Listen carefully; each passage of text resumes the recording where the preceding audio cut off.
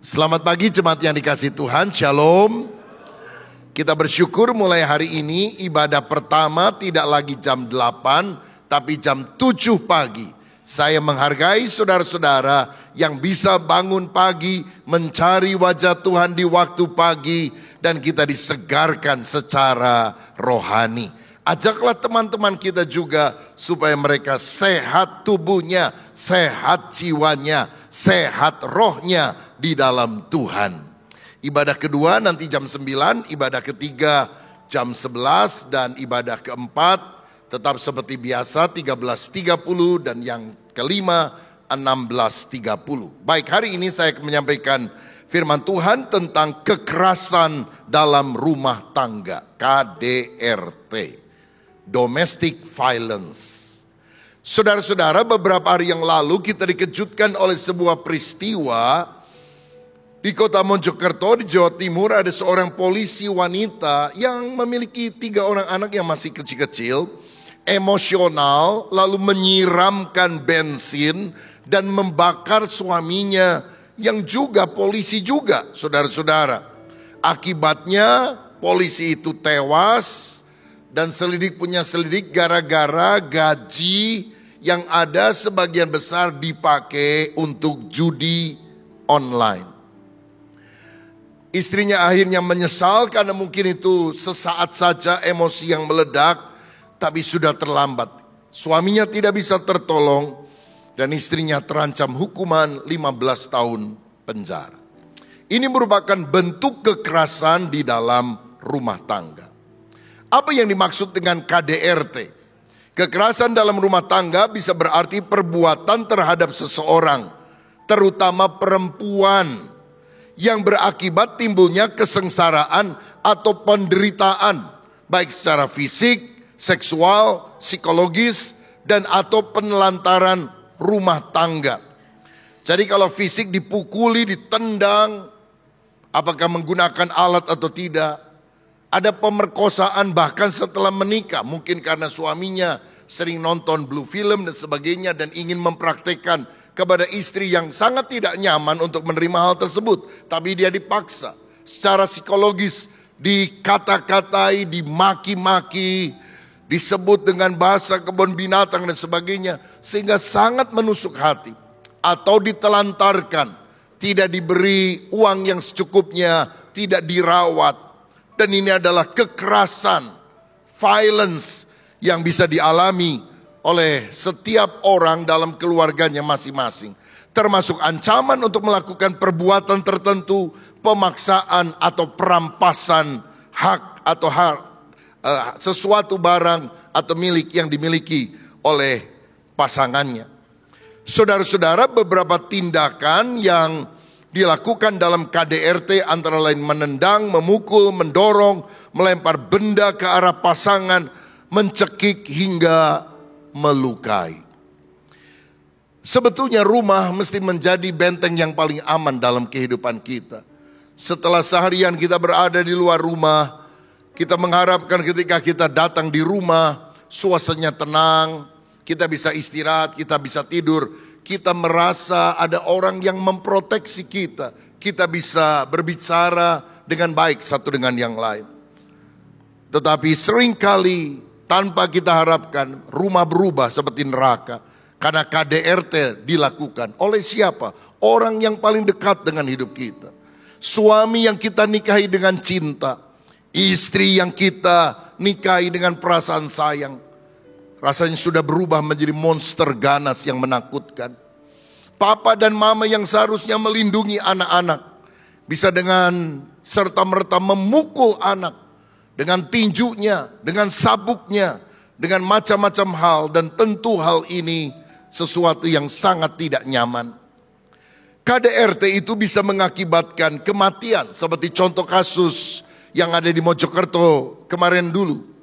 Atau cacat fisik. Ketika orang diperlakukan tidak baik, memang tidak mati, tapi mungkin ada cacat, ada memar-memar luka, ada mungkin ketimpangan dari kaki ketika dihajar dengan sangat keras, dan terutama masalah psikologis, keinginan bunuh diri, trauma, Ada orang-orang yang ketika lihat aja film yang tinju-tinjuan, langsung dia tidak mau.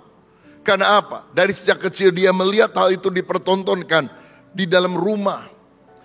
Dan banyak kali orang merasa tidak berharga, harga dirinya rendah, karena dia diperlakukan dengan cara yang tidak manusiawi, justru di dalam rumahnya sendiri.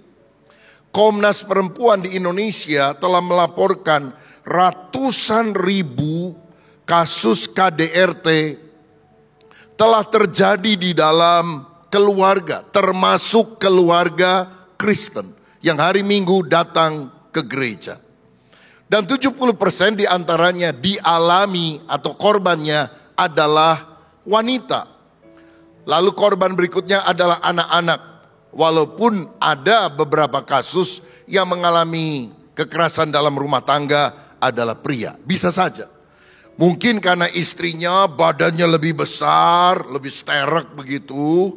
Saudara, dia jago karate, sedangkan suaminya cuma bisa main karambol, maka dibully oleh istrinya. Atau karena dia jago karate, istrinya itu punya sabuk atau ban hitam, sedangkan suaminya cuma bisa jual ban bekas. Makanya duitnya kurang, digebukin sama istrinya, saudara-saudara. Satu kali ada sepasang suami istri bertengkar dan biasa mereka ribut. Lalu ketika suaminya ke kantor, teman kantornya tanya, gue denger lu hari ini berantem lagi nih sama bini lu. Iya. Siapa yang menang hari ini? Oh, istri saya merangkak-rangkak mendekati saya. Hah? Masa istri kamu sampai begitu? Sujud-sujud mendekati kamu? Iya. Terus dia ngomong apa? Minta maaf atau apa? Bukan. Dia bilang, ayo kalau jantan, jangan sembunyi di kolong ranjang, keluar hadapi aku. Waduh, rupanya istrinya gladiator, saudara-saudara. Nah, jadi pengalaman-pengalaman semacam ini bisa dialami. Walaupun mayoritas korbannya adalah wanita atau anak-anak. Firman Tuhan dalam Maliahi 2 ayat 16 berkata, sebab aku membenci perceraian, firman Tuhan Allah Israel, juga orang yang menutupi pakaiannya dengan kekerasan, firman Tuhan semesta alam. Maka jagalah dirimu dan janganlah berkhianat. Ayat ini pertama-tama bicara bahwa Allah tidak menyukai perceraian.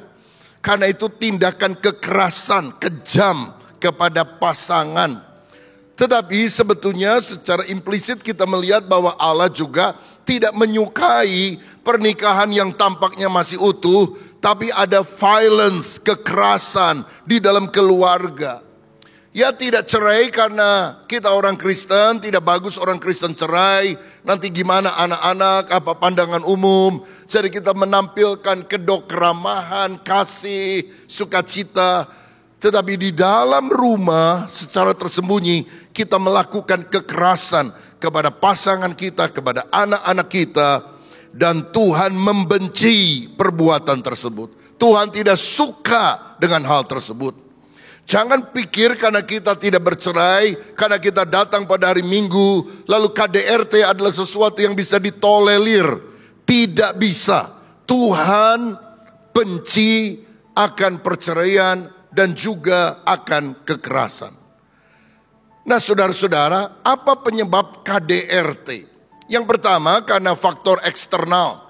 Misalnya kesibukan kerja, sangat sibuk, sampai akhirnya terlalu capek, sudah habis rasanya seluruh energi. Dan biasanya orang kalau terlalu lelah, lalu tegang, diajak ngomong itu tuh sudah tidak bisa lagi berkomunikasi dengan baik.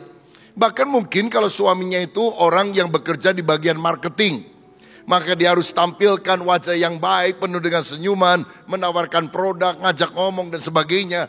Tapi begitu dia sampai ke rumah, udah lemes, udah nggak mau apa-apa lagi. Dan kalau sudah terlalu capek, sibuk kerja, emosional. Dan kalau sudah emosional, sudah tidak rasional. Akibatnya marah-marah, maki-maki, dan bisa berujung dengan kekerasan. Atau bila seorang suami misalnya punya wanita idaman lain, dia mulai selingkuh dengan orang lain, maka cinta yang seharusnya diberikan kepada istri telah teralih kepada orang lain. Yang disisakan untuk istri apa? Cuek, kebencian, kata-kata kasar. Kesulitan ekonomi juga seringkali memicu masalah. Saudara tahu 50% lebih perceraian yang terjadi di Amerika Serikat terjadi karena ada hutang dalam jumlah besar yang tidak bisa diselesaikan oleh keluarga. Saya rasa di Indonesia juga kasus ini hampir sama. Hari-hari ini saya peringatkan, hati-hati dengan judi online, saudara. Itu sangat merugikan.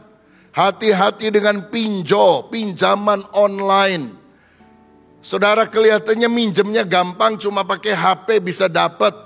Tetapi bunganya begitu tinggi dan semua daftar nama teman-teman keluarga Anda yang ada di handphone itu akan dimiliki oleh yang memberikan pinjol tersebut. Dan kalau saudara nggak bisa bayar, nama saudara akan disebar-sebarkan ke semua kontak list yang ada di handphone kita. Pakai kata-kata kasar, babi, monyet atau apapun yang sudah sangat tidak berperi kemanusiaan. Karena apa?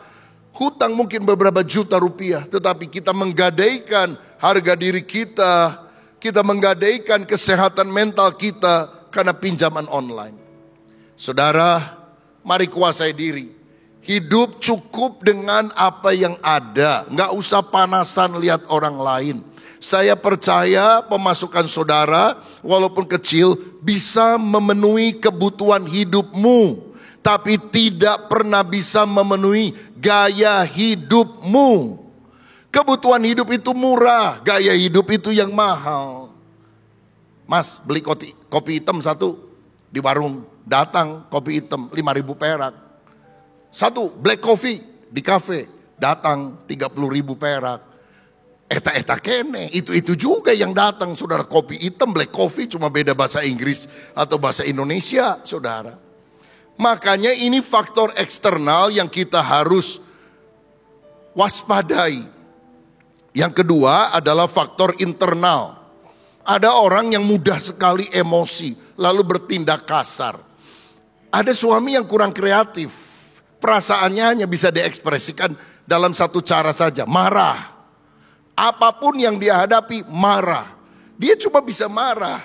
Jadi perasaannya nggak bisa. Misalnya murung, berduka, sukacita, penuh empati. Nggak bisa, cuma marah aja. Kurang kreatif ini saudara sekalian.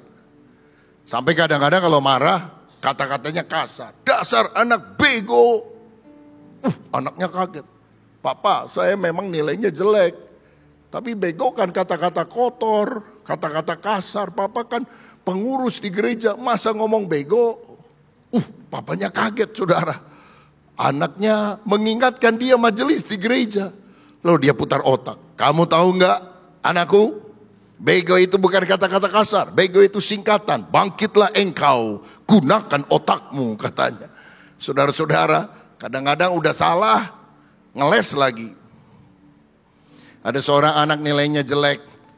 Udah diingatkan bapaknya jelek terus. Awas ya, besok kalau ulangan nilainya jelek lagi, jangan sebut aku papa. Ngerti? Iya pak. Besoknya ulangan. Gimana nilai kamu hari ini? Jelek bro. Wah, apa lu bilang bro sama papa? Kan kalau jelek gak boleh ngomong papa. Ya udah bro aja katanya. Digebukin lagi tuh anak saudara. Nah, kadang-kadang ada pria, ada suami yang mudah emosi, kata-katanya kasar. Dan terutama karena tidak takut akan Tuhan. Saya percaya begini, pertobatan dan kelahiran baru yang sungguh-sungguh bisa mengubah hidup kita menjadi baru. Saya lihat ada beberapa orang yang dulu kasar kepada istrinya, kasar kepada anak-anaknya, main tendang, main maki, tidak peduli kepada keluarga. Dia hanya tahu berjudi, menghabiskan uang di luar. Ketika dia bertobat, percaya kepada Yesus, mengalami kelahiran baru, hidupnya berubah. Yang lama sudah berlalu, sesungguhnya yang baru sudah datang. Dan ini doa saya untuk kita sekalian. Kehadiran Kristus dalam hidup kita mengubah hidup kita menjadi baru. Amin. Haleluya. Saudara-saudara, hindari juga kebiasaan buruk. Kadang-kadang suami itu bisa sangat marah lalu menjatuhkan tangan karena istrinya itu punya sifat jelek. Suka nantang-nantangin. Ayo, ngapain lo? Ayo, mau gambar? Gampang nih. Aduh, saudara-saudara, itu mulut perempuan yang bikin tangan pria jadi gatal. Jangan suka nantang-nantang, jangan suka mancing-mancing. Perkataan kita mesti lemah lembut. Jangan ucapkan kata-kata yang memicu emosi kemarahan dari pasangan kita. Nah kalau berani pukul, dipukul beneran saudara. Emangnya takut kata suaminya. Nah kalau udah dipukul begitu kan, nangis, babak belur. Dan kadang-kadang KDRT bisa berlanjut karena setelah peristiwa pemukulan yang pertama, kemudian istrinya itu tidak berani lagi mengungkapkan hal itu kepada orang lain. Dia menutupi kasus terus. Dengan alasan apa? Ya nanti dia akan berubah. Mungkin dia emosi sekarang, nanti dia berubah. Ada yang merohanikan, oh ini mungkin salib yang harus saya tanggung. Sengsara yang harus saya derita di dalam Kristus. Saya bilang jangan merohanikan sesuatu yang sebetulnya adalah kejahatan. Itu adalah kekerasan dan itu tidak boleh dibiarkan. Sebab kalau saudara berdiam diri, hal itu akan berlangsung terus. Bagaimana pandangan Alkitabiah tentang kekerasan dalam rumah tangga? Kolose pasal 3 ayat 9 berkata, hai suami-suami, kasihilah istrimu dan janganlah berlaku kasar terhadap dia. Tuhan bilang kepada suami, kepada semua pria yang ada di tempat ini dan juga menyaksikan melalui YouTube, hai suami-suami, kasihilah istrimu dan janganlah berlaku kasar terhadap dia.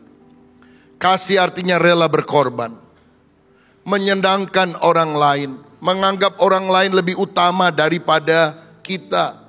Kasih itu sabar, kasih itu murah hati, dia tidak cemburuan, dia tidak sombong, dia tidak melakukan yang tidak sopan.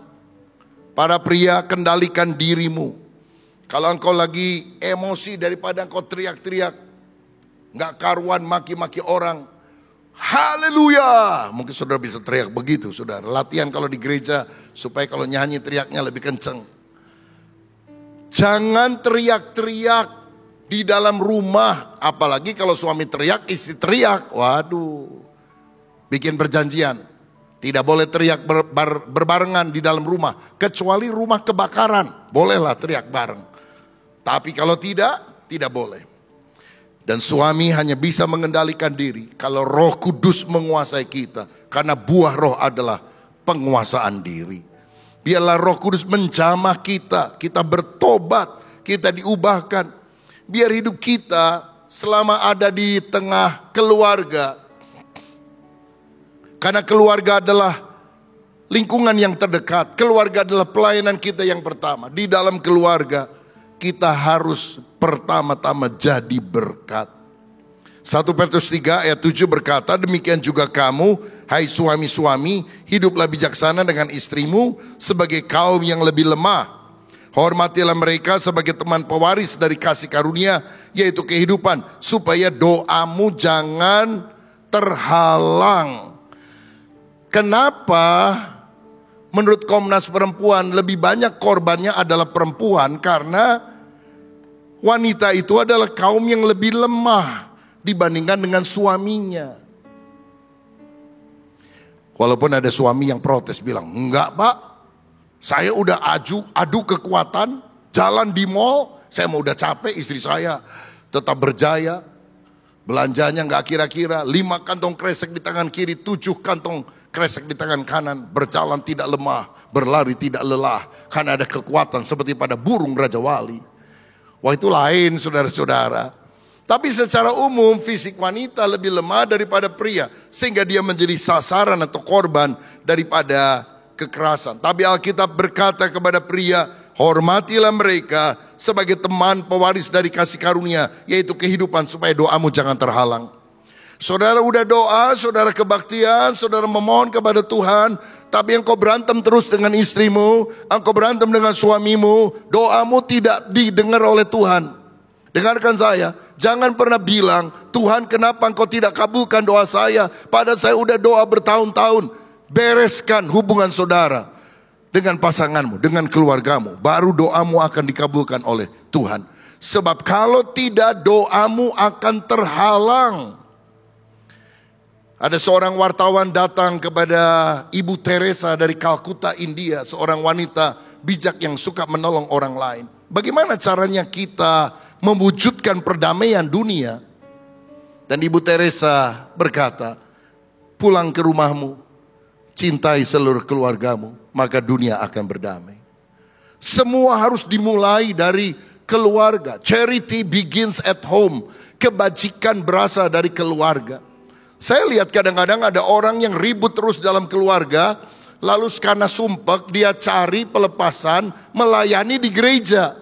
Saudara, jangan ekspor keributanmu di dalam keluarga masuk ke gereja. Bereskan dulu hubunganmu di dalam keluarga, baru engkau melayani. Sebab dengan demikian kita membawa spirit kesehatian, bukan spirit pertengkaran.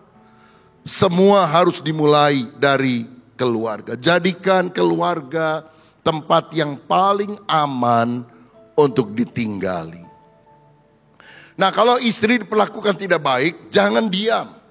Sekali waktu saudara konfrontasikan, lawan, tapi bukan dengan fisik. Saudara ngomong, saya nggak suka dipukul, saya nggak suka dibentak. Dengar ya, aku nggak suka dibentak. Mungkin saudara bilang, saya juga oleh orang tuaku nggak pernah dipukul. Awas, jangan lakukan itu lagi. Semoga apa yang kita ucapkan menyadarkan pasangan yang melakukan kekerasan. Karena bila KDRT ini dibiarkan, bukan hanya menimbulkan kerugian bagi pasangan, tetapi akan sangat merugikan anak-anak kita. Anak-anak kita berada dalam lingkungan yang sangat tidak sehat, toksik. Kita tidak mau dekat-dekat sama orang yang toksik, datang sama kita, ngejelek-jelekin orang lain, pinjam duit, bikin masalah. Saudara mau seperti itu? Tapi tahukah saudara, orang-orang toksik itu kebanyakan ada di dalam keluarga kita masing-masing. Mungkin itu adikmu, kakakmu, familimu, dan sebagainya. Dan anak-anak akan merasa tertekan, dia akan stres, lalu dia akan ketakutan, tidak tumbuh sehat mentalitasnya. Prestasinya akan menurun karena lagi belajar, dia dengar papa mamanya berantem, gak bisa konsentrasi. Ada masalah sosial juga yang mungkin timbul, dia jadi orang yang pasif, pendiam, takut, gak bisa mengekspresikan perasaannya. Atau sebaliknya, dia menjadi orang yang sangat agresif. Dia malakin teman-temannya tuh saudara. Dia gebuk teman-temannya untuk mendapatkan uang atau apapun yang dia inginkan. Karena apa? Dia melihat keteladanan dari orang tuanya di rumah yang seringkali bertengkar. Saya percaya KDRT, kekerasan dalam rumah tangga, harus dihentikan. Termasuk dalam keluarga Kristen. Dan seharusnya dalam keluarga Kristen yang benar-benar lahir baru, tidak boleh ada kekerasan dalam rumah tangga. Lagi pula ada undang-undang anti kekerasan di negara kita. Bahwa orang yang melakukan kekerasan secara fisik, secara psikis, mungkin tubuhnya tidak digebukin, tapi kata-kata yang menyayat, menyakitkan hati, itu ada. Kekerasan secara seksual atau menelantarkan keluarga, itu diancam dengan hukuman penjara bertahun-tahun dan denda jutaan rupiah, saudara. Bagaimana bila orang mengalaminya sebelum menikah? Saya anjurkan orang yang lagi pacaran, kalau sudah dipukul oleh pasangannya, tunda itu pernikahan. Kalau misalnya dia minta maaf dan sebagainya, tapi kemudian saudara merasa bahwa ini akan terulang lagi, batalkan pernikahan tersebut. Walaupun surat undangan sudah dibagi dan sebagainya, kalau engkau dipukul, lebih baik batal. Karena apa? Kalau pasanganmu berasal dari keluarga yang orang tuanya suka memukuli pasangannya, itu semacam kutuk yang akan datang. Ini bukan sesuatu yang sifatnya pembawaan dari lahir. Ini adalah sesuatu yang dipelajari. Lihat teladan buruk, dia melakukan hal itu. Saudara menikah kan bukan untuk dipukuli, betul? Saudara menikah bukan untuk jadi sarung tinju bagi pasanganmu, kan? Jadi kalau ada hal semacam ini, udah gak usah terlalu lama pikir panjang. Tunda. Dan kalau memang benar-benar tidak ada perubahan, atau saudara masih mencemaskan itu, batalkan. Lebih baik batal nikah daripada engkau masuk neraka seumur hidup. Karena di dalam keluarga, di mana kekerasan itu terjadi. Tetapi seringkali KDRT itu justru terjadi setelah menikah. Kalau sudah nikah, lalu terjadi kekerasan, apa yang saudara harus lakukan? Engkau tidak bisa menolong dirimu sendiri kadang-kadang. Saudara harus minta bantuan orang lain. Datang kepada rohaniwan, cerita kepada anggota kelompok sel saudara, terutama kepada pemimpinnya supaya didoakan, diberi nasihat. Datang kepada hamba Tuhan untuk konseling, bagaimana supaya situasi ini bisa diatasi. Dan saya mau bilang begini saudara, kadang-kadang kekerasan dalam rumah tangga gak cukup didoakan saja. Bukan berarti kita mengecilkan masalah doa, tapi mesti ada tindakan nyata untuk hal itu. Jangan berkata, oh Tuhan mungkin ini nasib saya. Udah aku terima nasib saja. Saudara bisa mengubah nasibmu. Gimana caranya? Engkau ngomong, aku gak suka dibentak, aku gak suka dipukul. Kalau dia masih melakukan hal itu, saudara bisa minta bantuan anggota keluargamu. Ngomong kepada anggota keluarga, supaya dia datang, mungkin beberapa orang, dan bicara keras, tegas kepada pasangan saudara. Beraninya jangan sama perempuan ya. Kalau kamu berani, hadapi saya. Mungkin yang didatangkan adiknya yang paling besar badannya saudara. Yang wajahnya sangar, kumis melintang kayak gagang telepon. Intinya dalam membuat efek jera. Ya saudara lebih pintar dari itulah, gak usah saya ajarin kan. Tapi maksudnya ada anggota keluargamu yang tahu perlakuan yang tidak baik yang dilakukan oleh pasangan saudara kepada saudara. Jadi keluarga dilibatkan. Walaupun memang bahayanya kalau keluarga sudah tahu, biasanya keluarga bilang udah cerai saja. Nah ini juga menimbulkan masalah karena Alkitab bilang yang dipersatukan Allah tidak boleh diceraikan oleh manusia. Tapi Tuhan juga tidak mau saudara ada dalam pernikahan, tetapi ada kekerasan yang disembunyikan di dalam pernikahan tersebut. Kalau masih melakukan hal itu, laporkan kepada pihak berwajib, saudara. Karena sudah ada undang-undang menangkap orang, memasukkan di dalam tahanan jika hal itu berlangsung terus. Bagaimana bila mengancam nyawa? Kalau sudah ancaman secara fisik, ya mungkin bawa pisau dan sebagainya. Jalan keluarnya pisah untuk sementara waktu. Jangan cerai, tidak boleh cerai. Pisah sementara waktu, dikonseling kedua-duanya. Kalau ada ciri-ciri pertobatan, perubahan, bisa datang lagi, tinggal bersama, walaupun diharapkan masih ada orang penengah di sana. Mungkin istri itu mengajak adik prianya untuk sementara waktu tinggal di sana, atau setiap hari, beberapa hari sekali datang melihat kondisi yang ada. Sebab saudara harus menjaga supaya nyawa kita tidak terancam. Amsal 22 ayat 7 berkata demikian. Kalau orang bijak melihat malapetaka, bersembunyilah ia, tetapi orang yang tak berpengalaman berjalan terus lalu kena celaka.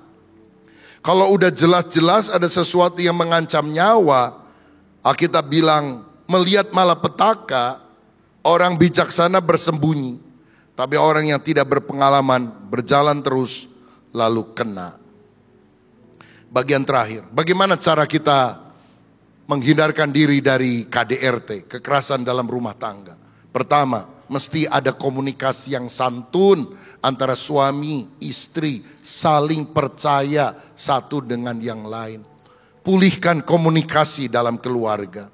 Ngomong baik-baik, jangan ngomong kayak orang maki-maki, kayak orang marah. Efesus 4 ayat 29 sampai 32. Efesus 4 ayat 39, ayat 29 sampai 32. Janganlah ada perkataan kotor keluar dari mulutmu, tetapi pakailah perkataan yang baik untuk membangun di mana perlu supaya mereka yang mendengarnya beroleh kasih karunia. Kalau saudara udah jadi Kristen, Udah omongan anjing, babi, monyet tidak boleh keluar dalam keluarga kita. Walaupun kau rajin ke gereja, engkau tidak sungguh-sungguh berubah kalau perkataan kasar dan kotor yang memaki-maki itu masih ada dalam mulut kita. Mesti dihentikan, saudara. Kemudian ayat yang berikutnya. Dan janganlah kamu mendukakan Roh Kudus Allah yang telah memateraikan kamu menjelang hari penyelamatan. Segala kepahitan, kegeraman, kemarahan, pertikaian, dan fitnah hendaklah dibuang dari antara kamu. Demikian pula segala kejahatan. Tetapi hendaklah kamu ramah seorang terhadap yang lain, penuh kasih mesra, saling mengampuni, sebagaimana Allah di dalam Kristus telah mengampuni kamu. Segala kegeraman, fitnah, kemarahan, kekerasan ditinggalkan. Biar kita ramah, penuh kasih mesra. Saya percaya Kristus itu penuh dengan kasih. Dan kalau Kristus itu menjadi raja dalam hidup kita, buah-buah kasih nampak dalam kehidupan suami istri, orang tua dan anak. Kedua, ada penghargaan kepada suami sebagai kepala keluarga. Layani dengan kasih sayang. Walaupun mungkin suami Anda tidak bisa menghasilkan uang yang banyak seperti kemauanmu, asal ada makanan dan pakaian, kata Paulus, cukuplah. Jangan menghina dia, mengejek, membandingkan dengan suami orang lain. Usaha dong mas, lihat tetangga kita beli mobil baru. Kamu dari dulu motor butut yang mogok aja terus. Gonceng saya berapa kali mogok, malu aku, nyesel aku kawin sama kamu. Itu menyayat hati saudara-saudara. Istri juga jangan suka menghina suami. Aduh mas, kamu itu waktu dulu kita nikah ganteng, sekarang gentong kamu itu. Aduh, itu menghina saudara-saudara. Hargai suami sebagai kepala keluarga. Bisa saja istrinya lebih pintar, bisa. Tapi tetap jadikan suami sebagai kepala keluarga. Kasih masukan-masukan. Dan biarkan dia terlibat di dalam pengambilan keputusan. Ketiga, ada perencanaan bersama tentang kebutuhan ekonomi. Walaupun suami yang kerja, jangan habiskan uang semuanya. Ini adalah uang bersama, duduk bersama, dan kemudian mulai bicara untuk pengeluaran-pengeluaran terutama yang besar. Mau kontrak rumah, mau beli mobil atau motor, sesuatu yang biayanya panjang, apalagi ada kredit. Saudara harus benar-benar menjadikan ini pembicaraan dalam proyek keluarga. Jangan ambil keputusan sendiri yang tidak diketahui oleh pasangan. Karena banyak kali masalah timbul karena masalah ekonomi. Dan yang keempat, ada mesbah dalam keluarga. Doa sama-sama. Waktu suami berdoa buat istri, istri berdoa buat suami, orang tua berdoa untuk anak. Saya percaya hadirat Tuhan turun. Hadirat Tuhan itulah yang menurunkan tension, ketegangan dalam keluarga kita. Sehingga kita diganti dengan refreshment, kesegaran yang berasal dari Tuhan. Sehingga kerinduan kita bukan memaki orang lain. Kerinduan kita mencintai, memeluk, dan melakukan perkara-perkara baik bagi keluarga kita. Ayat terakhir, mari kita baca bersama Mazmur 128 ayat 1 sampai ayat yang ke-6. Kita baca dengan suara keras. Nyanyian ziarah. Berbahagialah setiap orang yang takut akan Tuhan, yang hidup menurut jalan yang ditunjukkannya. Apabila engkau memakan hasil jerih payah tanganmu, berbahagialah engkau dan baiklah keadaanmu.